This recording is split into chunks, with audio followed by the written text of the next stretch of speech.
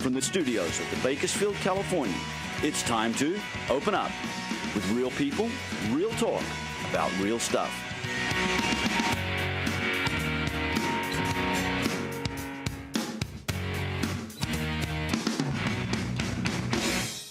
And now, a special welcome to our friends throughout California, across the nation, and around the world to this week's edition of Open Up. You bet. Hi, everybody. It is Open Up. Don Clark here. And I'm Bob Prater. and I'm trying to get through morning fog here. Look at you.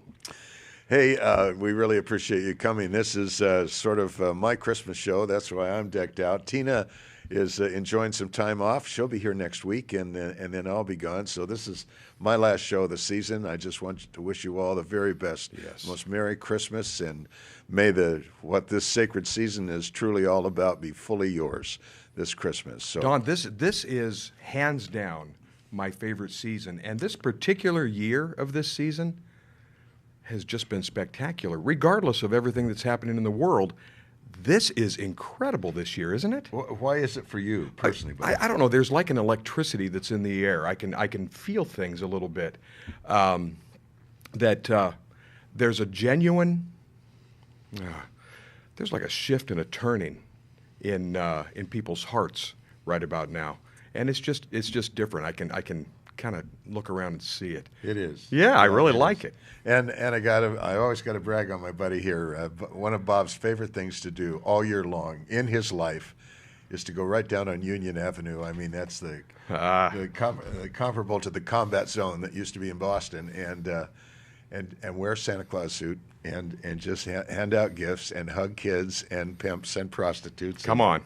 They love it. They do, because who's going to turn down a hug from Santa?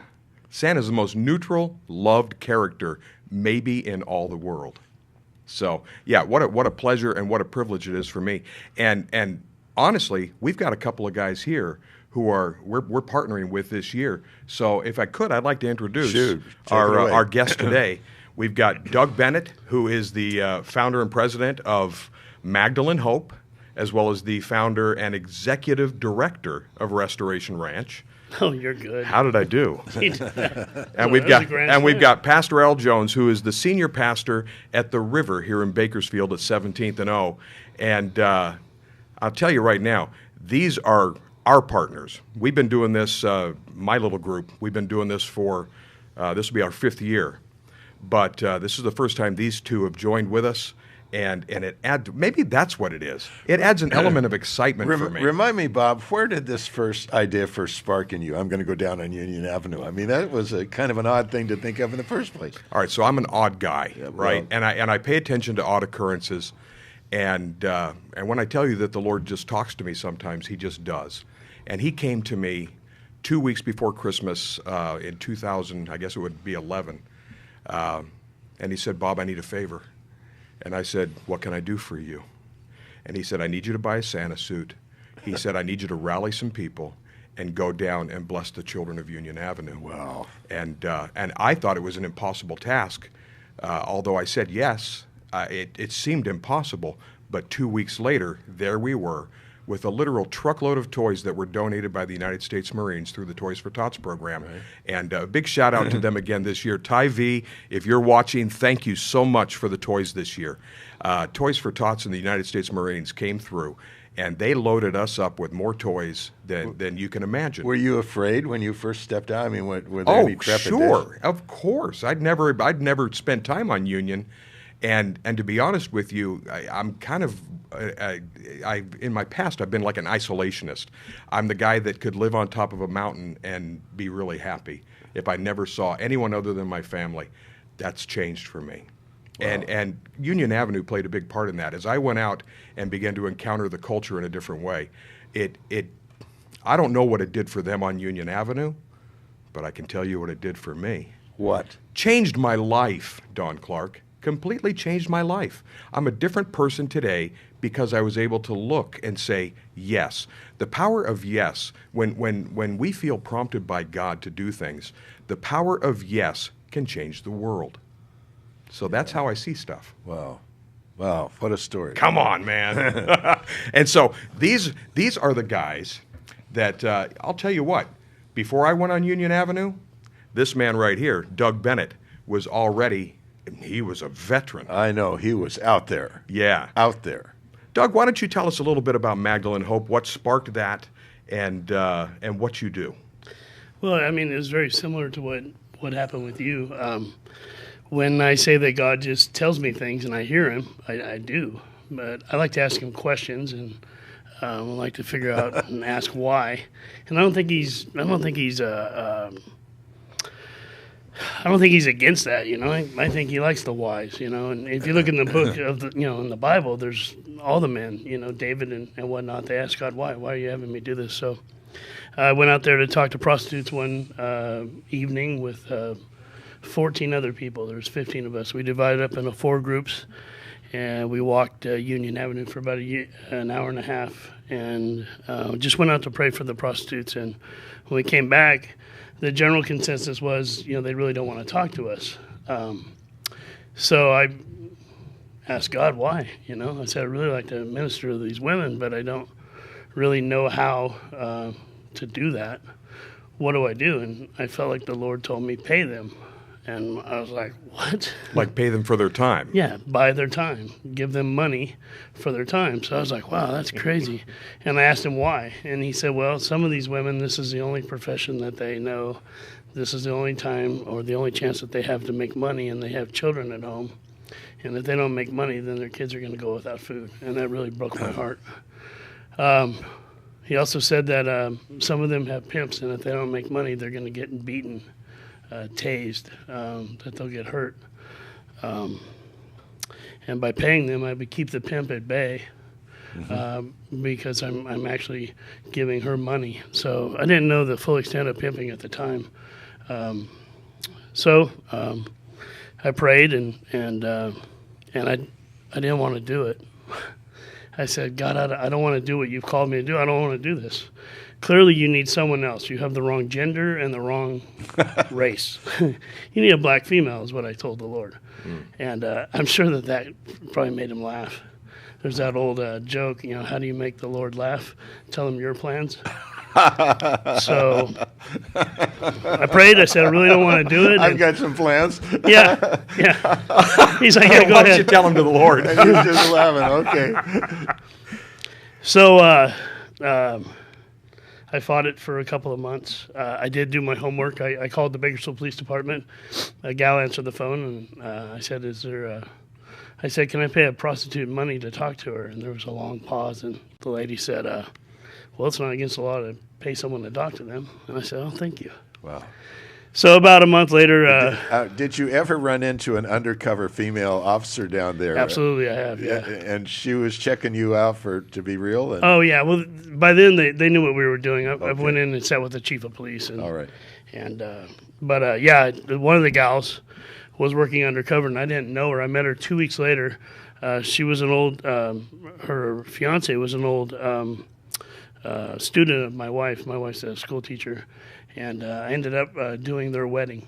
So I officiated the wedding. But she goes, yeah, I remember you. You tried to give me a gift bag out on Union Avenue about a month ago. And I told you, get out of here. We're cops. I remember that day. They said, get out of here. We're doing an undercover sting.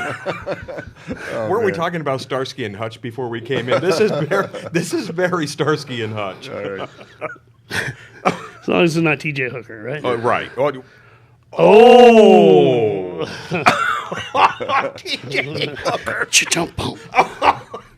Okay, I'm sorry. That's pretty funny.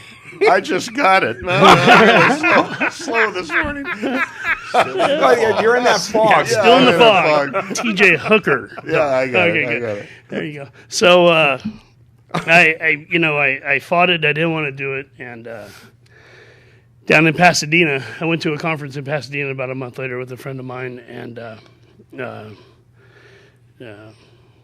asked a gal to pray for me, a gal by the name of Heidi Baker.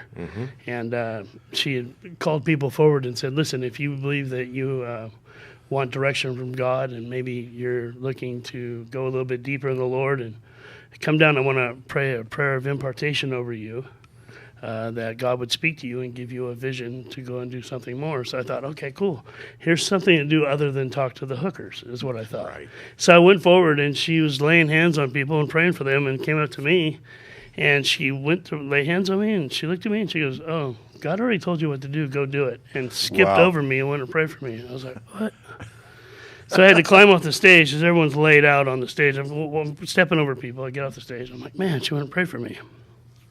The next day, she's teaching at the morning conference, and she called people forward. She said, we did something yesterday, and people weren't, some of you people weren't here, but I want to open up another opportunity. Come forward. I want to pray a prayer of impartation over you. So I went down. Again, I'm probably 50 people in line. She's praying for people, and they're all getting jacked. They're crying. They're laid out, on the stage. And she gets to me, and she goes to pray for me, and she goes, what are you doing back down here? God already told you what to do. Stop being disobedient. Do what God called you to do, and skipped over me again. And I was like, wow. So I got off the stage, went and fell on my face, and I began to weep before the Lord. And I said, God, this is not what I want to do. What you're calling me to do, I don't want to do. You're talking about ministering to prostitutes. Ministering to prostitutes on Union Avenue. Right. And he gave me a vision. And in the vision, I was kneeling before the throne, and he picked me up, kissed me on top of the head. And then he pulled out some bricks to his right, my left. And the first brick, it was invisible. And the only way I can describe the brick being invisible, it had a white outline around it, like Wonder Woman's jet. And the first one, right? The first one said power, and he reached out and it dissolved into my left bicep. I was like, whoa.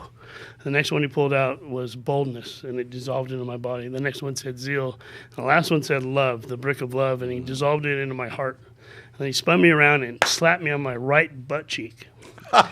Smack. Like a coach. And Wait, can we say that? Come on, good game. But I love it. so I stepped out right when he slapped me. I'm instantly on Union Avenue on the island right next to the Food Max looking south, and it's at night and all the hotels are lit up. And God said, listen, I've already given you every gift that you need to be successful. Go do what I've called you to do.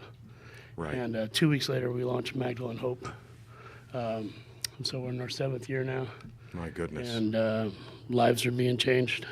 This whole thing of God's will, it seems like every time he calls his own son, Jesus, I don't want to do this. I don't want to go to the cross. Right. Give me, if there's any way I can get out of this, pass from me. Let this cup pass from me. Right. And it seems like everything God really calls us to, initially, we don't want to do. Right. It looks impossible. It's scary, and yet he did. Okay, so we've got to take a break. And we will. And we'll be right back. And I want to tell you my encounter with a woman who had this most amazing encounter with a prostitute who kept coming into a fast food place just to get out of the heat. And so we'll tell that story when we come back.